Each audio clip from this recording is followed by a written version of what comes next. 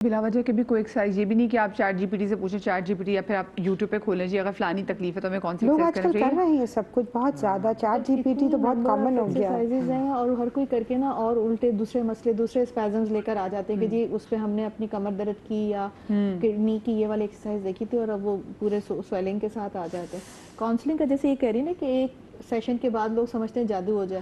Counselling का बड़ा part होता है। तो हम लोग रेफर करते हैं और अगले फॉलो पे पेशेंट आता है तो हम देखते हैं कि फिजियोथेरेपी का एक सेशन हो चुका, तो हम पूछते हैं कि फ़र्क, हम ये नहीं पूछते ठीक हुआ, हम पूछते हैं फ़र्क पड़ा। तो वो कहते डॉक्टर साहब ठीक नहीं हुआ, मैं फिर दोबारा हम रिपीट करते हैं फ़र्क पड़ा।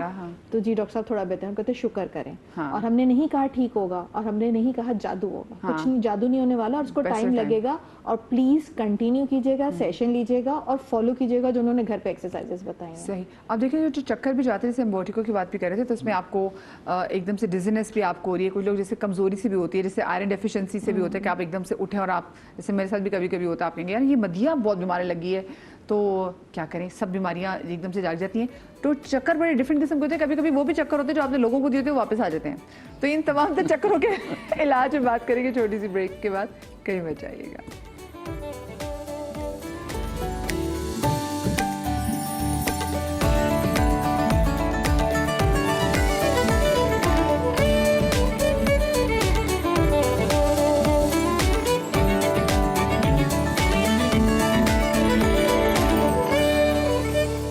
बिस्मिल्लाहिर्रहमानिर्रहीम। ब्रेक के बाद हम आपको एक बार फिर से खुश आमदीद कहते हैं। हम क्योंकि ज़रा चक्करों के हवाले से बात कर रहे थे कि जो चक्कर इतने आते हैं और चक्करों को डिफ्रेंशिएट करना भी बहुत ज़्यादा ज़रूरी है। डॉक्टर साहब तो ज़रा मैं चाहूँगी ये भी बता दें कि हमें पता कैसे चलेगा कि कौन सा वर्टिगो का चक्कर आ रहा है, कौन सा में नॉर्मल चक्कर आ रहा है, कौन से भूख से चक्कर आ रहे हैं और कौन से वो चक्कर जो दुनिया जहान को दिया जो वापस आ गए।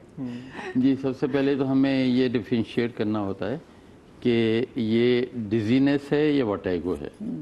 ठीक है ना, बाद औक़ात ये होता है कि आपकी शुगर लो हो गई तो आपको चक्कर आ गया, आपका ब्लड प्रेशर लो हो गया तो आपको चक्कर आ गए, आप एकदम से उठे तो आपको हल्का सा चक्कर आ गया, वो आम डिजीनेस है। वर्टिगो वो होता है जो कि आपका बैलेंस सिस्टम टोटली आउट हो जाता है, चाहे वो कान के अंदरूनी स्ट्रक्चर की वजह से हो या ब्रेन की वजह से हो। और वर्टिगो जो है ये बहुत ही एक डिस्ट्रेसिंग चीज़ होती है। जो हमारे पास जो पेशेंट आते हैं बाद औक़ात वो चेयर पे आते हैं या स्ट्रेचर पे आते हैं और लिटरली वो मूव नहीं कर पाते और चक्कर जिनको ज़्यादा होते हैं उनको वोमिटिंग्स होती हैं और वो बहुत ही बुरी कंडीशन में आते हैं। और उनको हमें स्टेबलाइज करना पड़ता है और मेडिसिन दे के उनको ख़ास पर इंस्ट्रक्शन बहुत देनी होती हैं। सबसे पहली तो गर्दन की मूवमेंट्स जो हमें रेस्ट्रिक्ट करनी पड़ती है, क्योंकि गर्दन जब भी वो मूव करेंगे उनको चक्कर आ जाएगा। तो गर्दन को बॉडी के साथ स्टेबलाइज करना होता है या उनको सर्वाइकल कॉलर देना होता है, उनको बताना होता है कि उन्होंने सजदा नहीं करना है, उन्होंने झुकना नहीं है, उन्होंने कोई वज़न नहीं उठाना है, उन्होंने ड्राइविंग नहीं करनी है। और फिर उनको मेडिसिन देते हैं, 2, 3 या 4 मेडिसिन जो है कंबाइन करके, तो ग्रेजुअली वो बेहतर होना शुरू होते हैं। लेकिन उनको बाद औक़ात कई हफ्ते लग जाते हैं फुल्ली स्टेब्लिश होने में। Oh my God, तो vertigo is not a simple thing. और जिनको होती है तो वो बाद औक़ात तो समझते हैं जी हमारा आखिरी वक्त आ गया कि जी बस अब हम तो जा रहे हैं। अल्लाह अल्लाह। तो ये इसको डिफ्रेंशिएट करके फिर इसको प्रॉपर्ली ट्रीट करना ये बहुत ज़रूरी है। सही। अच्छा, मुझे शाटिका की पेन के बारे से बताइएगा कि ये शाटिका की पेन की रीज़न क्या होती है? देखिए, शाटिका जिसको कहते हैं ना हमारा न्यू सर्जन्स का ब्रेड एंड बटर होता है। तो लेकिन एक अच्छे एस्पेक्ट से स्टार्ट करने के लिए 90% मोर देन 90% ठीक हो जाता है। ठीक है ना, इट्स बेसिकली कि आपकी जो नर्व रूट है उस पर इन्फ्लेमेशन हो गई है। ठीक है, क्लासिकल सिम्टम्स ये होते हैं कि भाई कूल्हे से दर्द हुआ, टांग में आ रहा है। ठीक है, कुछ लोगों को बैक पेन से शुरू होता है, लेकिन मेजॉरिटी लोगों में होता है, मुझे भी कभी ना कभी हुआ है, बहुत सारे लोगों को हुआ है। लेकिन उसको इनिशियल फेज में आप थोड़ी सी दवाइयाँ फिजियोथेरेपी करें तो 90% ऑफ इट इज ट्रीटेबल, बिल्कुल सही हो जाता है। क्यों है? कोई गिर जाते हैं, क्या होता है? एग्जैक्टली, किसी ने भारी वजन उठा लिया, हमारे यहाँ बड़ा कॉमन है कि वो गाड़ी की बैटरी बहुत भारी वाली उठा ली, पानी की बोतलें उठा ली, वो वाटर कूलर वाली, या कोई ना कोई ऐसा इवेंट होता है, या किसी को नेचर ऑफ वर्क ऐसा है कि वो बाइक उठा रहा था, ये कर रहा था, तो अमूमन भारी चीज़ करने से हो गया। कभी कभार कोई वाज़े वजह हो भी नहीं पा रही होती। ठीक है, लेकिन ये कि मेजॉरिटी लोगों को जिनको दर्द हो अभी से शुरू हुआ, महीना हो गया, वो अच्छे फैक्टर्स में होते हैं, वो ठीक हो जाते हैं। जिन लोगों को चीज़ें बहुत क्रॉनिक हो गई हैं, 6 महीने से ज़्यादा हो गया है, फिर हम सोचते हैं कि भाई ठीक है अब कुछ करो, टेस्ट करो, चीज़ें करो, ये सब चीज़ें करो। और जो लोग ना आ रहे हैं तो वही इसलिए कहते हैं ना कि डॉक्टर साहब कहते हैं कि अगर 2 महीने तो चलो ठीक हो जाएगा, लेकिन टाइम एक्सीड हो जाए तो प्लीज़ डॉक्टर के पास जाएं। कॉलर हमारे साथ हैं शाहीन जौहराबाद। अस्सलाम वालेकुम जी। वालेकुम सलाम जनाब, माशाल्लाह बहुत ज़बरदस्त प्रोग्राम जा रहा है। बहुत शुक्रिया, और बहुत शुक्रिया। मैं शुरू से देख रही हूँ इसमें। मैंने एक ये क्वेश्चन करना है, मैं ये कह रही हूँ कि आजकल ऐसा है कि हम बच्चे हों या उनके वालिदैन हों, तो ये तो एक का ये है कि सब लेटते हैं, बैठते नहीं है। हाँ, वो मतलब क्या कि जहाँ सिटिंग रूम है वहाँ भी वो कोशिश करते हैं कि कोई ऐसे स्टाइल बन जाए कि हम लेट जाए, तो बैठते हैं ही नहीं। तो मैं ज्यादा वजह यही समझती हूँ कमर दर्द और गर्दन दर्द और ये जो सारी होती है कंधों में ज्यादा तकलीफ ये, और खड़े होने पर अगर उन्हें कहा जाए कि भाई आप खड़े होकर ये काम करें तो वो बहुत जल्दी सहारा लेते हैं, किसी चीज का सहारा लेके खड़े होते हैं। तो और फिर ये हो गया कि फर्नीचर भी अब ऐसा बनने लगा है कि उनकी चौड़ी नशिस्त होती है ज्यादा, कि उस पर जैसे कि ना स्पेनिश प्रोग्रामिंग है कि ये देखा जाए, तो आसपास पिलोज भी ज्यादा होते हैं, कुशन वगैरह, तो हर कोई लेटा हुआ होता है। मतलब अगर कमरे में दाखिल हुआ जाए ना तो ऐसा लगता है जैसे कोई आराम गाह है, कोई रेलवे स्टेशन की या कोई हिजरत करके कहीं सामान भी रखे हुए होते हैं सामान भी रखे हुए होते हैं, बोतलें पानी की पड़ी होती हैं जा बजा, तो ये और दूसरे खाने पीने का सामान भी बहुत सारा रखा हुआ होता है ये पैकेट्स में जो आजकल है, तो उससे फिर एक वो वजन भी बढ़ता है। तो इसके बारे में कुछ एडवाइस करें, कि कुछ बताएं कि भाई क्या तरीका किया जाए कि ये चीज खत्म हो। जी, सबसे पहले तो आपको डांट से काम शुरू करना पड़ेगा सबसे ज्यादा तो। नहीं, हमारा लाइफ स्टाइल वाकई बहुत ख़राब हो गया है। जो पहले लोग थे वो बेइंतहा वॉक करते थे, मॉर्निंग में उठते थे, फजर पढ़ते थे और फिर वॉक के लिए निकल जाते थे। अब हमारे यहाँ जो है रातों को जागा जाता है और दिन में बहुत देर तक सोते हैं। सर्केडियन रिदम ही हमारा आउट है। अच्छा डॉक्टर साहब, सिर्फ ये नहीं कि हम वॉक के पर्पस से निकले थे, आई रिमेम्बर कि बचपन में जैसे अगर कभी रोटी बाहर कभी तंदूर से नान आने तो वॉक करके चले गए लेने के लिए। अब हर बंदा बाइक या गाड़ी 10 मिनट 5 मिनट की वॉक पे भी गाड़ी निकाल लेता है बंदा। अब वॉक करने की आदत खत्म हो गई है जी, और उसी वजह से हम लोग वीक होते चले जा रहे हैं। अच्छा, फिर हमारे यहाँ बच्चे अब गेम्स नहीं खेलते। पहले हर बच्चा कोई ना कोई गेम खेलता है, या फुटबॉल या हॉकी या क्रिकेट या टेबल टेनिस, कुछ ना कुछ खेलता था। अब आजकल के बच्चे मोबाइल गेम खेलते हैं, फिजिकल गेम नहीं खेलते। तो इस वजह से, और फिर ये कि जो इन्होंने कहा है कि वो आप जब होते हैं तो फिर आपको लेटने की पोजीशन में, हालांकि आप बैठे हैं तो आपकी कमर सीधी होनी चाहिए, आपका सर सीधा होना चाहिए ताकि स्ट्रेस ना पड़े। लेकिन डॉक्टर साहब मुझे वाकई बताइए, आजकल के बच्चे इतने थके टूटे क्यों रहते हैं? वाकई मुझे बताइए, वो जो फिजिकली स्ट्रांग नहीं है।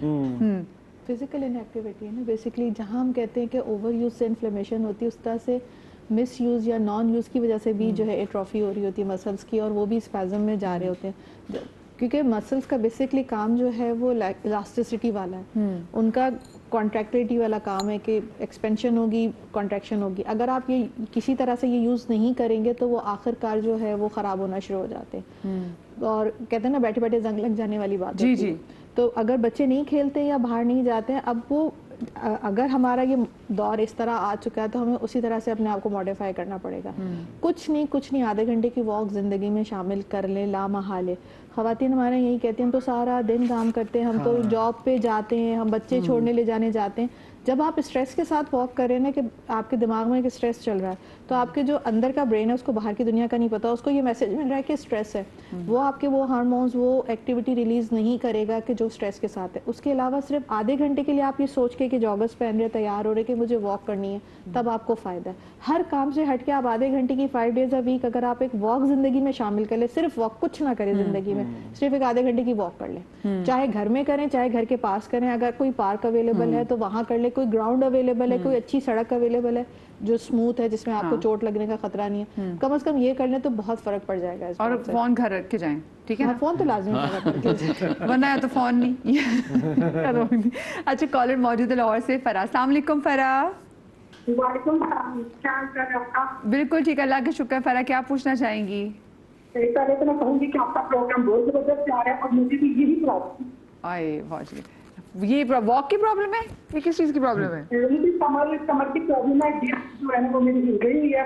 तो मैंने MRI करवाया, डॉक्टर ने बताया कि आपको ना 6L का मसला है, तो आपको लाजमी ऑपरेट करना।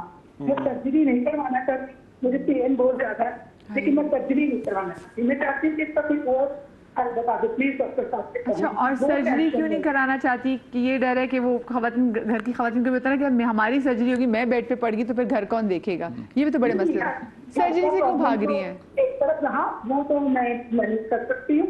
मुझे असल में जो प्रॉब्लम है ना, मेरी सासू माँ ने ऑपरेट करवाया था कमर का। जी जी।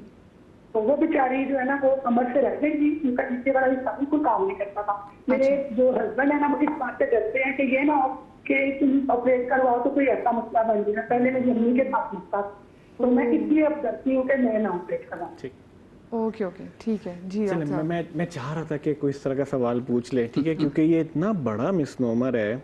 क्योंकि देखिए, आज से 25 साल पहले, 30 साल पहले कुछ होते थे ऑपरेशंस जो कि बहुत लिमिटेड। अब इतनी मेडिकल टेक्नोलॉजी एडवांस हो गई है, और यही वजह है कि ना कि इंसान नॉन सर्जिकल पे इतना एडमेंट होता है कि इतने सारे स्कैम चीज़ें भी चल रही हैं।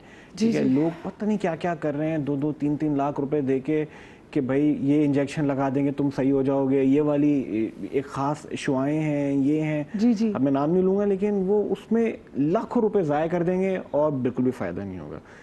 ठीक है, और ये वो बेचारी ख़वातीन होती हैं जो कि दर्द में बर्दाश्त कर करके अपने सालों साल ख़राब कर देती हैं। देखें, मैं न्यूरो सर्जन हूँ, ये जैसे मैं कहता हूँ ना, ये मेरा ब्रेड एंड बटर है। मैं रूटीन में इस तरह की सर्जरीज करता हूँ, सुबह शाम, हर हफ्ते, हर महीने। ठीक है, अब ये चीज़ें बहुत ज़्यादा सेफ़ हो गई हैं। ठीक है, अब ये वाला कॉन्सेप्ट नहीं है कि भाई अगर आप आपने ऑपरेट किया बस फिर 50-50 है, टांगे सही होंगी नहीं होंगी। अमूमन ये सर्जरीज जो हैं सिंगल डे सर्जरीज होती हैं। आज ऑपरेशन हुआ, अगले दिन हम लोग घर भेज देते हैं। ऐसी सर्जरीज में जो कि अच्छे सेटअप में हो, हम लोग माइक्रोस्कोप यूज़ करते हैं। हमारे पास बहुत एक्सपेंसिव इक्विपमेंट होता है, न्यूरो मॉनिटरिंग का इक्विपमेंट होता है, साथ साथ डायमंड की ड्रिल्स होती हैं। तो इतनी सेफ्टी बढ़ जाती है कि आई वुड से स्टेटिस्टिकली इस तरह की सर्जरीज में 98%, 97-98% सक्सेस रेट है। ओके। और 2% में भी मैं ये नहीं कह रहा कि मरीज रह जाएगा, ये हो जाएगा। उसमें जो रिस्क है या कॉम्प्लिकेशन है उससे ज़्यादा इन्फेक्शन की है कि भाई इन्फेक्शन ना हो जाए तो फिर उसके लिए एंटीबायोटिक वगैरह वो वाली सारी चीज़ें। तो इसमें ये नहीं है कि भाई टांगे कमज़ोर हो जाएंगी, मैं कमर से रह जाऊंगी। अमूमन मरीजों को इमीडिएट रिलीफ मिलता है और अगले दिन से वो 90% बेहतर हो जाते हैं। ठीक तो है ना, आप सजेस्ट करेंगे क्योंकि सर्जरी जो है वो इतनी खौफनाक इसमें नहीं होगा? डॉक्टर बिल्कुल नहीं है। हम तो कहते हैं लोगों को कि सर्जरी से डर न छोड़ दें। सर्जरी जो है वो आपको इमीडिएटली रिलीफ देती है चीज़ों से।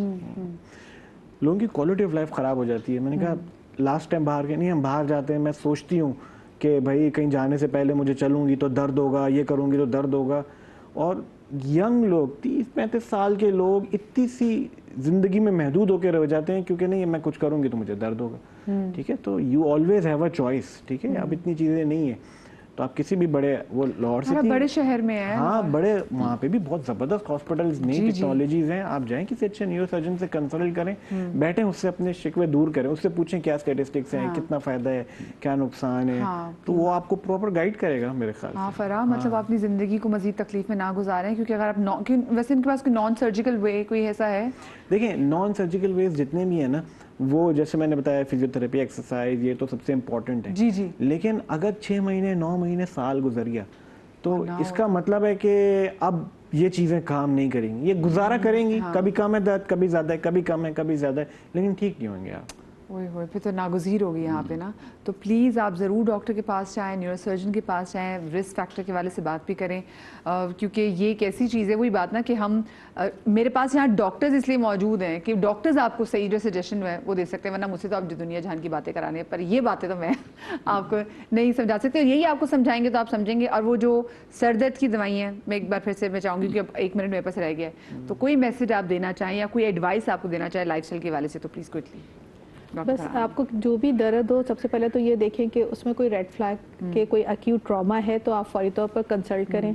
और अगर वो आपकी लाइफ अफेक्ट कर रहा है कि आपको ज़िंदगी रोज़मर्रा का काम उससे अफेक्ट हो रहा है तो ज़रूर डॉक्टर को दिखाएं और सेल्फ मेडिकेशन ना करें। चलें, ख्याल रखिएगा, शाद रहिए, आबाद रहिए, कल मिलते हैं।